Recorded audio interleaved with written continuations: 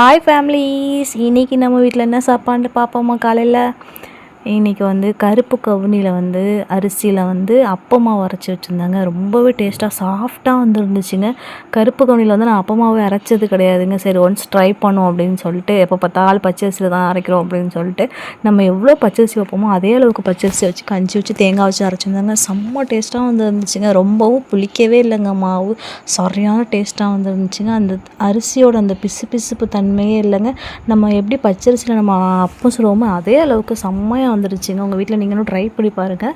Try பண்ணி பார்த்துட்டு எப்படி கமெண்ட்டில் இருந்துச்சுன்னு சொல்லுங்கள். நான் எப்படிலாம் ஊற வச்சேன் அப்படிங்கிறத வீடியோ நான் அடுத்த வீடியோவில் உங்களுக்கு ஷேர் பண்ணுறேங்க. இன்றைக்கி உங்கள் வீட்டில் காலைல என்ன சாப்பாடுன்னு சொல்லிட்டு எனக்கு கமெண்ட் பண்ணுங்கள்.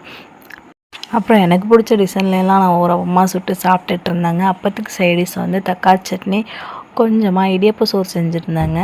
கருப்பு அவலில் கஞ்சி காய்ச்சிருந்தாங்க. இது அப்போத்துக்கு ரொம்பவே டேஸ்ட்டாக இருக்குங்க. நீங்கள் ட்ரை பண்ணி பாருங்கள். வீடியோ பிடிச்சிருந்தா லைக் பண்ணுங்கள், ஷேர் பண்ணுங்கள், கமெண்ட் பண்ணுங்கள். மறக்காமல் நம்ம ரிஃபாத் கிச்சன் சேனலை சப்ஸ்கிரைப் பண்ணுங்கள். கவலையெல்லாம் சந்தோஷமாக சமைங்க, சந்தோஷமாக சாப்பிடுங்க. தேங்க்ஸ் ஃபார் வாட்சிங். பாய்.